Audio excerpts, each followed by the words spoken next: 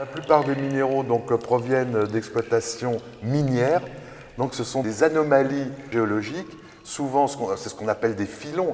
Mais un filon, c'est quoi? Souvent, c'est une fracture, c'est un accident dans le processus géologique.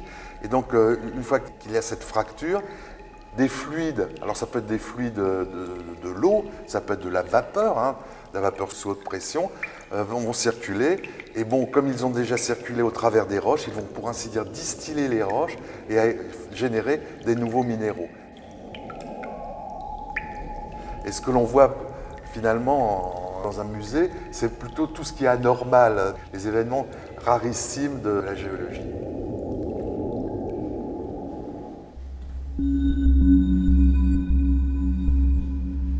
Première définition d'un cristal, c'est un minéral qui apparaît avec des parties plates, comme s'il avait été limé, taillé par un artisan, ce qu'on appelle des faces, ces faces plates, disposées géométriquement. Certaines sont à 90 degrés, d'autres à 120 degrés. Et lorsqu'on mesure les angles, c'est exactement 90 degrés, exactement 120 degrés. Donc voilà la première manifestation du cristal. Ce terme, au départ, n'a pas été utilisé pour ce que je viens de vous dire, il a été utilisé pour les minéraux qui sont dans cette vitrine, qui sont ce qu'on appelle le cristal de roche, c'est-à-dire du quartz transparent. Si on veut remonter encore plus loin dans l'étymologie, cristal a la même racine que cryogénie, c'est-à-dire cryos, le froid. Le cristal de roche, donc ce quartz incolore et transparent, ressemble à de la glace, et les philosophes grecs antiques pensaient que c'était une glace qui avait subi un froid tellement important qu'elle ne pouvait plus se retransformer en eau.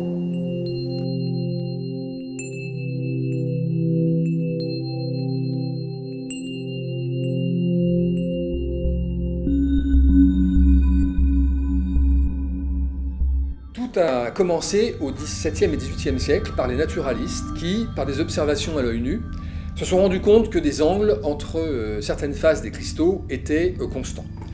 Romée de Lille en a déduit une loi de constance des angles. Une année après, René-Juste Haüy a émis l'hypothèse que les cristaux étaient constitués de parties insécables qu'on appelait des molécules intégrantes qui permettaient de reconstruire un cristal à l'infini. Et c'est à l'aide d'une expérience ratée, si on peut dire, qu'il a découvert ça, en faisant tomber un bout de calcite par terre. Il s'est rendu compte que la phase de cassure avait exactement le même aspect que la phase du cristal initial. Et c'est là il en a déduit qu'on pouvait retrouver une symétrie tout le long et à différentes échelles du cristal.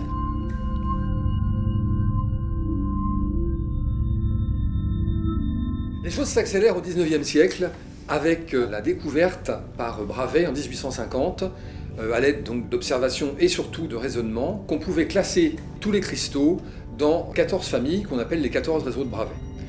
Et quelques années plus tard, d'autres savants européens sont allés plus loin et ont développé ce qu'on appelle la théorie des groupes. Et cette théorie des groupes permet de définir 230 groupes de symétrie dans lequel tous les cristaux peuvent se ranger. Et ce qui est fabuleux avec cette théorie, c'est que tous les cristaux qu'on peut trouver sur Terre, mais aussi qui viennent de l'espace, se rangent dans l'un de ces groupes de symétrie.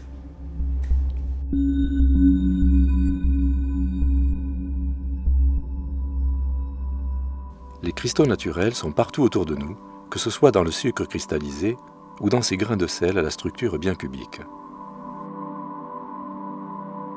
Le monde vivant n'est pas un reste. Notre squelette est composé de sels minéraux, riches en calcium, dont beaucoup sont cristallisés. Et que dire des coquillages constitués majoritairement de carbonate de calcium, une forme de calcaire, qui constituent des édifices parfaitement ordonnés.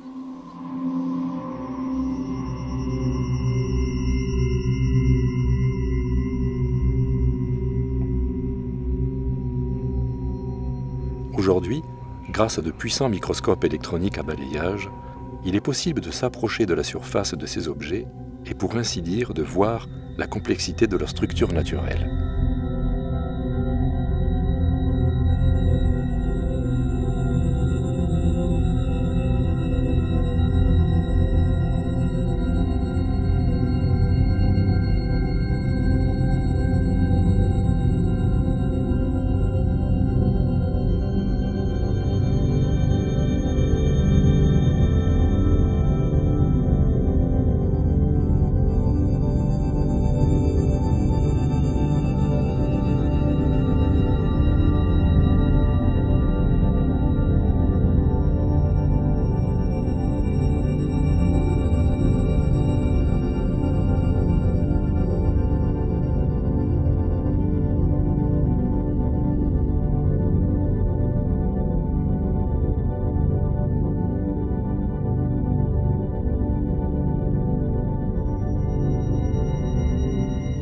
Pour aller encore plus loin et pénétrer dans la matière, il faudra attendre la découverte des rayons X, faite par Wilhelm Röntgen en 1895. Rayons invisibles et énergétiques, dont la longueur d'onde est 1000 fois plus petite que celle de la lumière bleue. Ainsi, Max von Laue, en 1912, eut l'intuition que ces puissants rayons X pourraient être diffractés par le réseau d'un cristal. En effet, après les suggestions de Haüy, les clichés de diffraction confirmèrent la structure atomique et périodique des cristaux. Dans la foulée de Max von Laue, qui obtint le prix Nobel en 1914, les Bragg, père et fils, étudièrent et révélèrent la structure de nombreux cristaux. La cristallographie moderne était née, faisant entrer le XXe siècle dans une nouvelle ère scientifique par le dévoilement de la matière.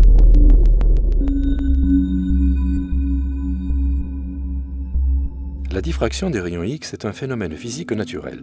En simplifiant, disons que lorsqu'un faisceau lumineux, représenté ici par un rayon laser, rencontre un obstacle de très petite taille, comme le réseau de mailles d'un tulle, on constate alors que chaque maille se comporte comme une source de lumière individuelle. Toutes ces nouvelles sources de lumière vont interférer pour former ainsi sur l'écran une figure de diffraction. La géométrie de cette figure de diffraction permet de remonter à la symétrie du réseau. C'est ce même phénomène qui se produit lorsqu'un rayon X pénètre dans un cristal et se heurte au réseau périodique de ses atomes. Pour comprendre la structure des cristaux, on va utiliser en fait le phénomène de diffraction des rayons X. La longueur d'onde des rayons X est invisible à l'œil et elle est du même ordre de grandeur que la taille des atomes. Donc finalement, on retrouve ici le même principe que ce qu'on avait utilisé avec le laser, c'est-à-dire une longueur d'onde proche des dimensions de la trame. Le cube rouge représente ici un cristal unique, donc un cristal issu de la poudre que l'on vient d'analyser avec le diffractomètre. Donc le rayon X arrive sur le cristal par ici et le rayon qui ressort est donc un rayon diffracté. Il a été diffracté par un plan atomique et les tâches qui sont donc ici reçues par le détecteur, historiquement une plaque photosensible, correspondent donc au même plan atomique. Par rotation donc, du cristal ici, avec différents axes de rotation, on va pouvoir obtenir finalement l'ensemble des plans atomiques qui diffractent pour ce cristal. Il est important d'avoir connaissance de la structure du matériau. Pour ce faire, on met en œuvre les techniques de la diffraction des rayons X sur poudre, qui permettent justement d'accéder à la structure interne du matériau au niveau atomique, de l'agencement des différents cations au sein de la structure de l'oxyde de manganèse. On a différents pics qui correspondent à la même structure, à la même phase Mn3 ou 4. Et en fait, un pic donné correspond en fait à la diffraction d'un plan d'atomes bien particulier. On peut prendre l'exemple de ce pic 200 qui correspond en fait au plan qui coupe le parallélépipède à la moitié ici. Et ce plan va bien sûr se répéter dans les mailles atomiques voisines. On sait qu'il existe une relation intime entre la structure du matériau et les propriétés qu'on peut en attendre. On peut ajouter que ça permet d'identifier le produit qui a été obtenu puisque chaque produit a sa propre empreinte digitale en diffraction des rayons X. Et également, c'est une technique qui permet de remonter à la taille des particules quand celles-ci sont petites. Donc pour des nanoparticules, c'est particulièrement intéressant pour remonter à la taille des particules.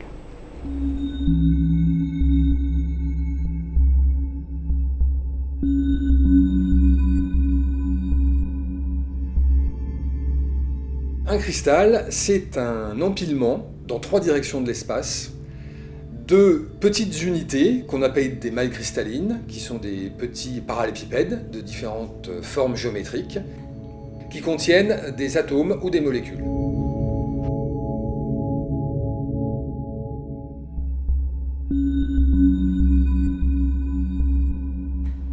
Donc la cristallographie, c'est une science qui permet de comprendre comment sont arrangés les atomes dans les matériaux pour expliquer les propriétés qu'ont ces matériaux.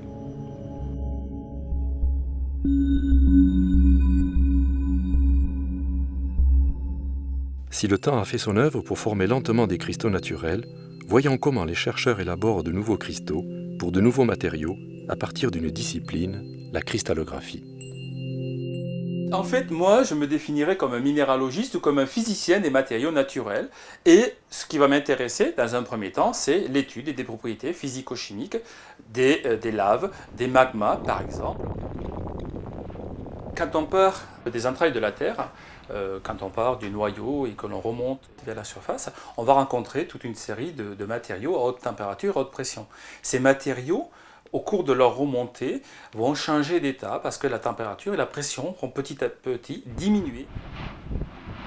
Ces laves correspondent à un mélange de cristaux, de bulles et de liquides. Donc on va retrouver là, en gros, déjà les trois principaux états de la matière, à savoir le solide, cristallin, les liquides et les gaz. Ce magma qui remonte va évoluer de différentes façons.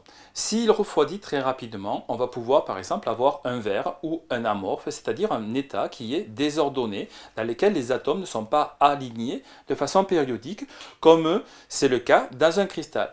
Au contraire, si la lave volcanique, le magma, refroidit très lentement, on va pouvoir avoir une structure cristalline et donc des minéraux de différentes compositions dans ce magma. On pourrait schématiser une lave volcanique par du sucre et son équivalent qui est le caramel. On le fait chauffer un petit peu et on va le fondre. On est passé d'un système qui était cristallisé, sucre cristallin, à un état fondu. Et quand on va refroidir ce sucre qui est fondu, on va obtenir du caramel. Le caramel, c'est du verre. Ça représente la même chose par rapport au sucre cristallin que du verre à vitre par rapport à un mélange de quartz, de calcite et de soude.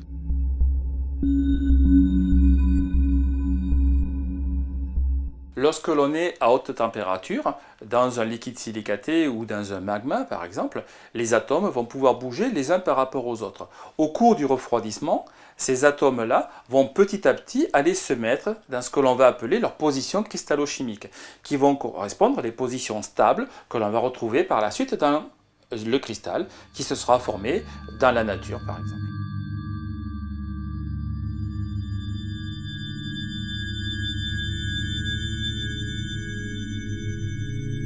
Dans le cas du laboratoire, on est obligé de développer des outils spécifiques pour faire nos études. En particulier, ce microfour qui a été inventé il y a presque 30 ans de ça par un collègue américain, qui nous permet de chauffer des toutes petites quantités de matière, de l'ordre de 500 microns à 1 mm, on est sur moins d'1 gramme de matière. On peut voir à l'intérieur un liquide qui vient à bouger. C'est la partie transparente. La partie extérieure, c'est un fil de platine qui permet de tenir ce liquide et on chauffe par effet Joule en faisant simplement passer un courant électrique. On voit dans ce liquide des bulles qui viennent à bouger. Donc ça nous montre bien que l'on est dans un état liquide. On va refroidir notre système et ce que l'on voit clairement, c'est les petits cristallites qui vont apparaître. C'est les premiers nucléus ou les premiers cœurs de cristaux qui vont se former dans notre liquide en cours de cristallisation. Cristallisation qui peut se décomposer en deux états, un premier état qui est la nucléation et après la croissance cristalline. Ce que l'on observe au final dans une vitrocéramique ou dans une roche, c'est des cristaux qui sont partis d'un petit germe et qui se sont développés. En faisant passer à l'intérieur du microfour un faisceau laser, faisceau X, on va pouvoir analyser l'état de la matière, aussi bien dans l'état liquide que dans l'état cristallin ou dans l'état en cours de cristallisation, c'est-à-dire le moment où les atomes vont bouger les uns par rapport aux autres pour aller se remettre dans leur position cristallographique. Donc le but de mes études, c'est de regarder, d'étudier la structure des matériaux à haute température, haute pression parfois, et d'avoir une idée de la structure du matériau directement que je peux connecter à des propriétés telles que la viscosité. La viscosité va être un paramètre fondamental pour l'étude des volcans et du type d'éruption, mais également pour fabriquer un verre. Lorsque vous voulez fabriquer une bouteille, lorsque vous voulez souffler une bouteille, couler une vitre ou fabriquer une plaque de cuisson, la viscosité est le paramètre clé dans tous ces procédés.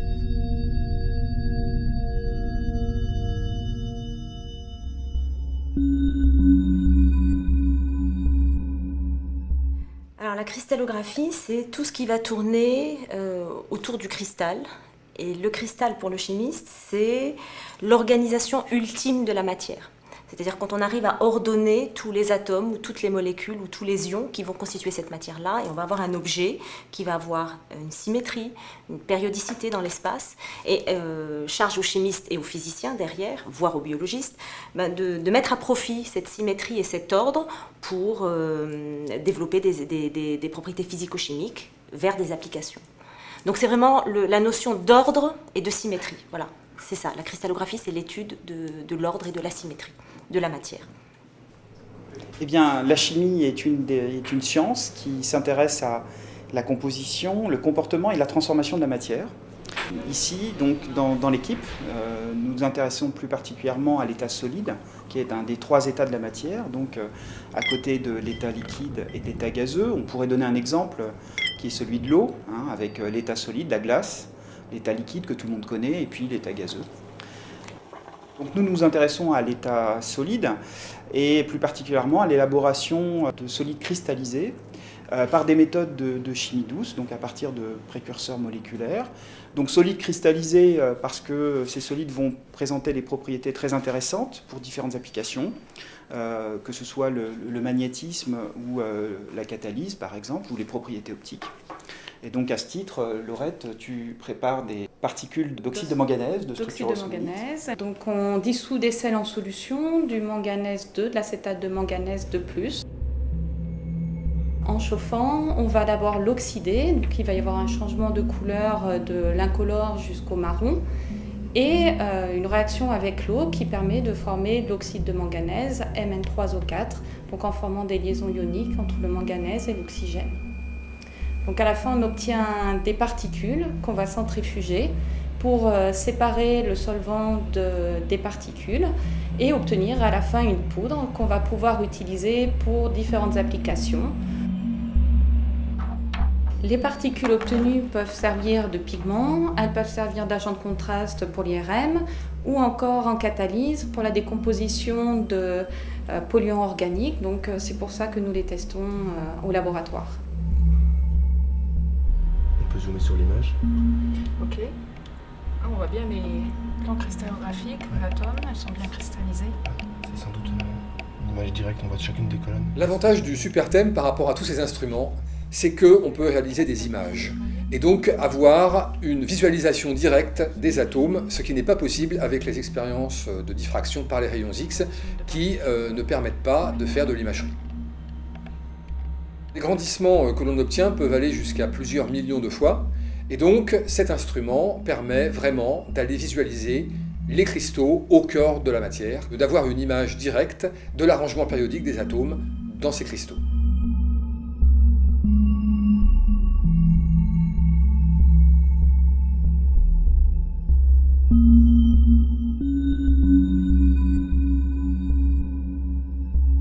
On peut classer les cristaux en différents types selon le type de liaison.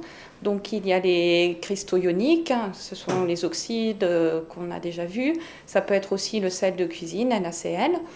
On a les cristaux métalliques avec une liaison métallique, c'est le cas de l'or, du cobalt, etc.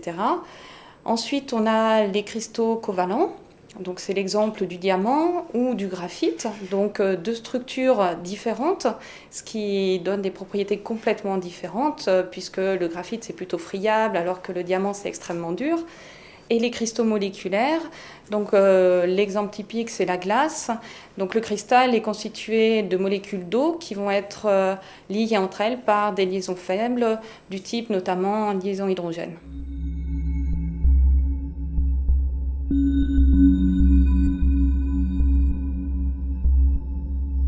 Comment expliquer la cristallisation ?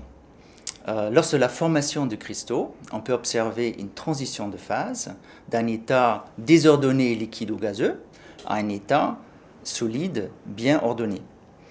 Ce processus peut être comparé à la construction d'un mur, d'une pyramide à l'aide de pierres imbriquées les unes dans les autres. Ici, à la place des pierres, il s'agit d'un auto-assemblage de molécules ou d'atomes grâce à des interactions spécifiques et plus ou moins fortes. Tout commence avec la formation de petits agrégats qui vont croître dans les 3 dimensions en préservant la symétrie initiale. C'est un processus dynamique et réversible, impliquant en permanence une compétition entre la formation et la destruction de l'édifice. La réversibilité de ce processus est indispensable à la réparation des défauts générés lors de la croissance.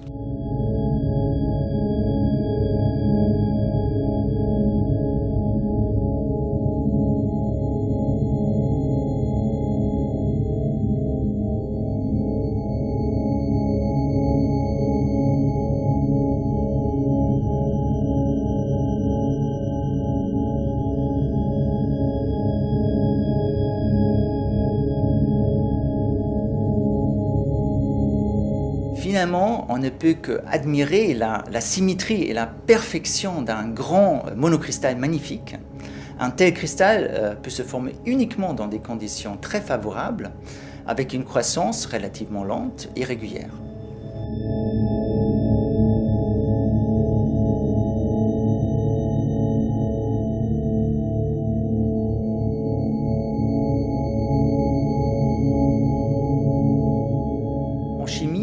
La cristallisation et la recristallisation, ce sont des méthodes qui sont utilisées couramment pour isoler et purifier des produits. Et lors de ces manipulations, on isole souvent des cristaux qui sont magnifiques. Donc j'étais toujours fasciné par leur forme, leur diversité, leur transparence, leur taille. Et ceci, c'était aussi un aspect important pourquoi je me suis lancé dans ce métier.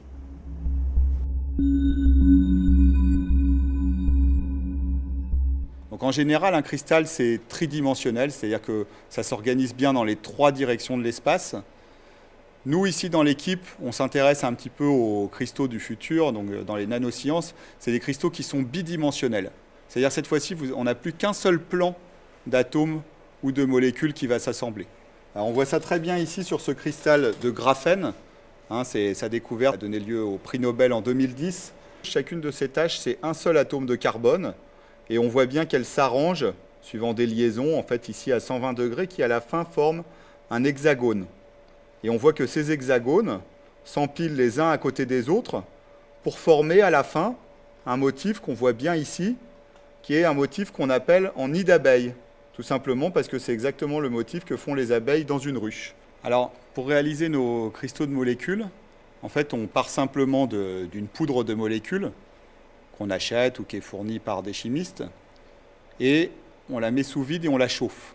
À partir du moment où on chauffe cette poudre, elle va s'évaporer, et donc on va avoir une vapeur. Donc ça, c'est pas du tout une phase ordonnée, et cette vapeur va venir se condenser sur une surface.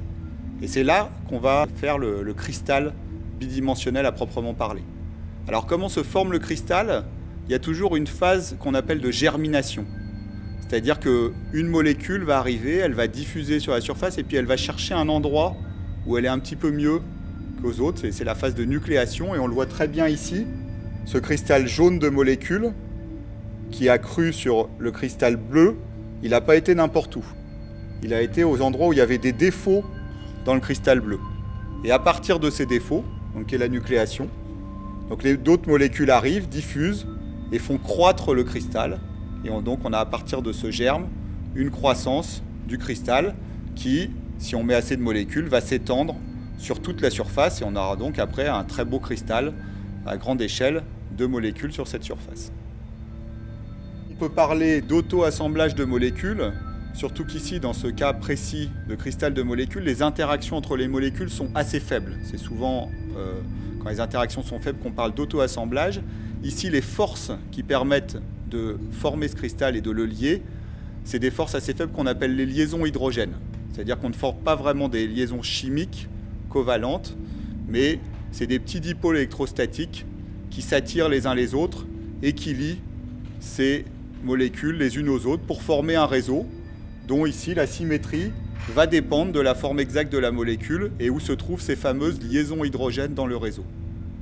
Ici on voit un réseau qui n'est pas complètement carré, mais qui est presque carré de ces molécules.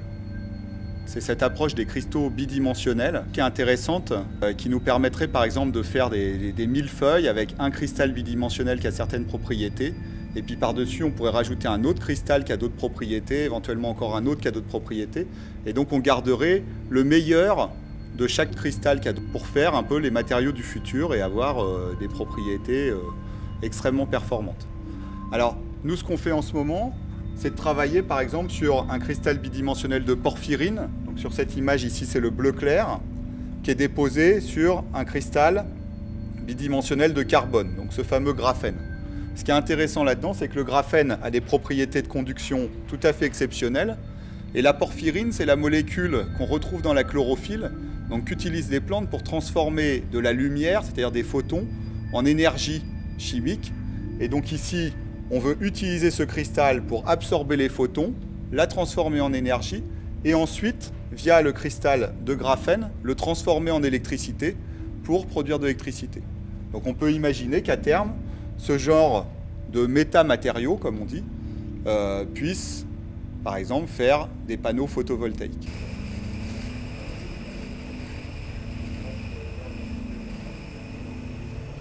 Donc quand on réalise ces millefeuilles avec différents cristaux bidimensionnels, nous, avec notre microscope à effet tunnel, on peut observer essentiellement le dernier plan du millefeuille. Alors c'est très intéressant, ça permet d'avoir des informations à l'échelle de la molécule unique, mais parfois on est intéressé aussi de savoir ce qui se passe à l'intérieur du millefeuille. Alors pour ça, il faut développer un peu d'autres techniques, et typiquement des techniques de synchrotrons, donc qui sont des sources de rayons X ultra lumineuses. Et donc on va sur des lignes de synchrotrons, donc pour faire de la diffraction de rayons X, on revient un peu à l'essence même de la cristallographie, mais dans des géométries un petit peu particulières où les rayons X vont taper l'échantillon en incidence rasante. Donc ils vont très peu pénétrer dans la matière, ils vont être sensibles vraiment à quelques couches atomiques, mais pas seulement le dernier plan. Ils vont pouvoir pénétrer un petit peu et donc sonder la matière et ces différents plans atomiques du millefeuille.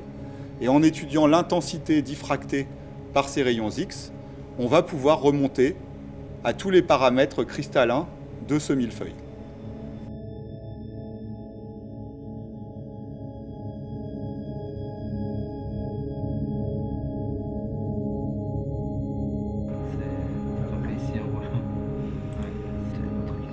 L'un des nouveaux challenges de la science des matériaux de nos jours, c'est de développer des techniques qui permettent de sonder les propriétés des matériaux directement dans leur milieu d'application. Et en ce sens, la microscopie que l'on appelle la microscopie environnementale offre un nouvel élan à la cristallographie parce qu'elle permet de sonder la structure des nanomatériaux plongés dans une solution liquide, elle-même encapsulée entre deux membranes de nitrure de silicium. On peut ainsi observer la dynamique des nano-objets en solution liquide, comme ici, la croissance de petites nanoparticules d'or de quelques dizaines de nanomètres vers une forme hexagonale. Et d'un point de vue de la cristallographie, ce qui est important, c'est la croissance des différentes facettes, et c'est ce qui passionne tous les cristallographes.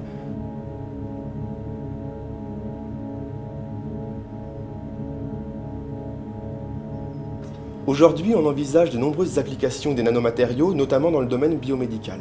Mais si on a l'intention d'injecter des nanomatériaux dans le corps d'un patient, il faut se poser une question essentielle, qu'est-ce que devient ce matériau dans l'organisme ? Pour répondre à cette question, on peut avoir le point de vue des médecins, qui consiste à observer l'influence des nanomatériaux sur vos fonctions biologiques. En revanche, on peut aussi avoir le point de vue science des matériaux, qui consiste à observer l'influence du milieu biologique sur les nanomatériaux. Ce que nous avons fait ici, nous avons injecté des nanoparticules d'oxyde de fer à des rongeurs, et nous avons suivi l'évolution des propriétés structurales des nanomatériaux in vivo au cours du temps dans des cellules, comme vous pouvez le voir ici. Ce que l'on observe, ce qui est très intéressant, c'est que la structure des nanoparticules au sein de ce lysosome intracellulaire est dégradée par le milieu lysosomal. Et une question qui est très importante, c'est que devient tout ce fer dans l'organisme ? Ce que l'on a observé, c'est qu'on observait à proximité des nanoparticules injectées des cristaux de ferritine, qui est une protéine de stockage impliquée dans le métabolisme du fer dans l'organisme. Et ça, c'est une réponse très importante, parce que l'on voit que les nanoparticules injectées sont prises en compte par le métabolisme du fer dans l'organisme, ce qui explique pourquoi les médecins ne voient pas d'influence sur les fonctions biologiques lorsque l'on injecte à petite dose ce type de nanoparticules d'oxyde de fer.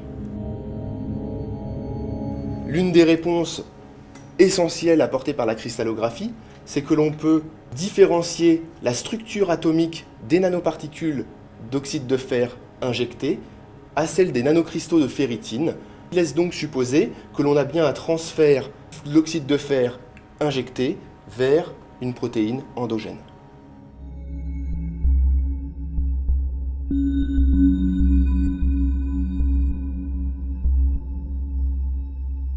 Du réseau réciproque. Alors tu as beaucoup de chance en plus parce que ce cristal diffracte vraiment à haute résolution. Hein, tu vois, c'est au bord du détecteur. Et donc tu devrais vraiment pas avoir de problème pour résoudre la structure. Ok. Et c'est après qu'on pourra définir de quel type de réseau de gravé le... Ouais, voilà, exactement. Donc ce sera à partir ici des spots intenses, des tâches qui sont très intenses que tu vas devoir définir, les paramètres de maille, mais aussi le groupe d'espace. Okay.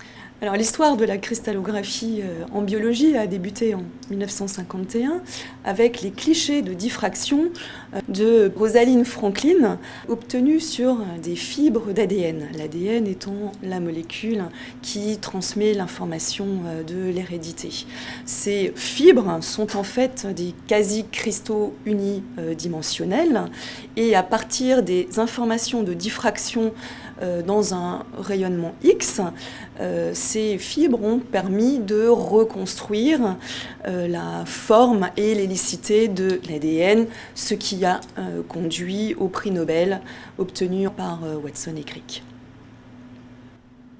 Depuis le cliché de fibres d'ADN obtenu par Rosalind Franklin en 1951, la cristallographie biologique a énormément évolué.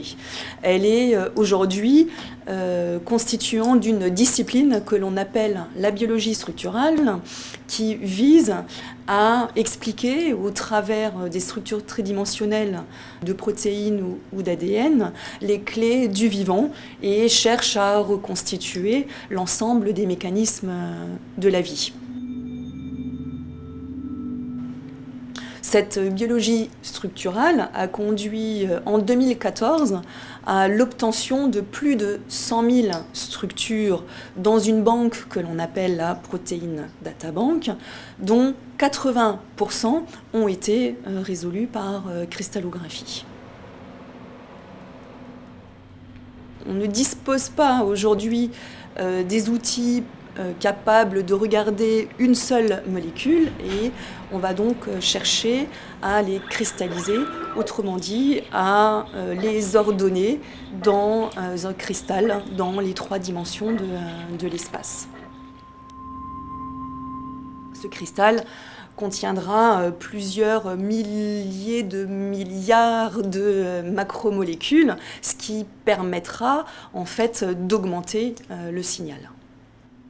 Alors, la cristallisation des macromolécules biologiques, donc protéines et ADN, est une méthode empirique, c'est-à-dire qu'il va falloir déterminer des conditions de cristallisation au hasard. Pour ce faire, au jour d'aujourd'hui, on va utiliser des robots qui permettent de cribler plusieurs centaines de conditions de cristallisation en une après-midi.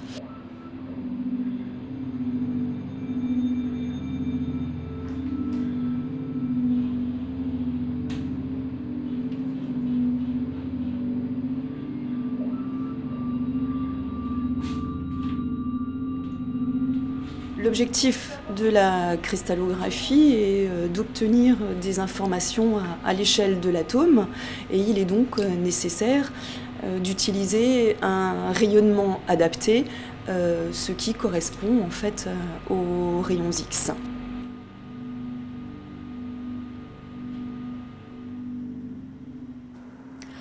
L'analyse des données de diffraction va conduire par le calcul à la distribution des électrons dans le cristal, ce qui est représenté ici par cette cage représentée en bleu. Donc le cristallographe va construire atome par atome, ou plus précisément acide aminé par acide aminé, dans cette cage de densité électronique, globalement la structure. Un atome par exemple ici sont représentés en bleu, les atomes d'azote en jaune, chacun des atomes ici en jaune sont des atomes de carbone. Une des applications de la biologie structurale sera de comprendre le mode de fonctionnement des antibiotiques qui vont cibler différentes familles de protéines. Un exemple est l'ADN gyrase qui est ciblé par les fluoroquinolones, notamment utilisés pour les infections urinaires.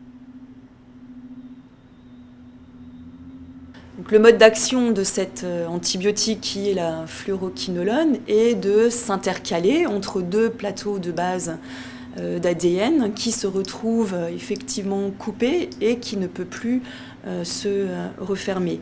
L'ADN étant ainsi coupé en petits morceaux va conduire à la mort des bactéries. Aujourd'hui, les cristallographes, pour obtenir leur cliché de diffraction, utilisent des rayonnements très puissants qui sont ceux obtenus sur synchrotrons. Et demain, on utilisera des rayonnements encore bien plus performants de type laser qui permettront d'obtenir des informations à partir de cristaux qui, au lieu de contenir des millions de milliards de molécules, seront infiniment petits et contiendront de l'ordre d'une dizaine de protéines. En 100 ans, la cristallographie est devenue une des clés de voûte du monde moderne. Pas moins de 23 prix Nobel ont accompagné son développement pour en faire une discipline devenue transversale dans la connaissance scientifique. Jadis étudiés pour la beauté de leur forme, les cristaux naturels sont aujourd'hui remplacés par des cristaux fabriqués par l'homme. Il s'agit le plus souvent d'assemblages de cristaux de haute technologie qui permettent de produire des fonctionnalités qui n'existent pas sur un cristal naturel. On retrouve ces cristaux synthétiques dans notre vie de tous les jours, dans les objets du quotidien qui sont devenus de véritables concentrés de haute technologie. Ces cristaux synthétiques, comme leurs homologues naturels, obéissent bien sûr aux mêmes lois de symétrie. Pour permettre aux nouvelles générations d'imaginer les matériaux du futur, la cristallographie est enseignée dès les premières années à l'université, ce qui permet de sensibiliser les étudiants à cette discipline fondamentale pour le développement de la société moderne, telle que nous la connaissons aujourd'hui.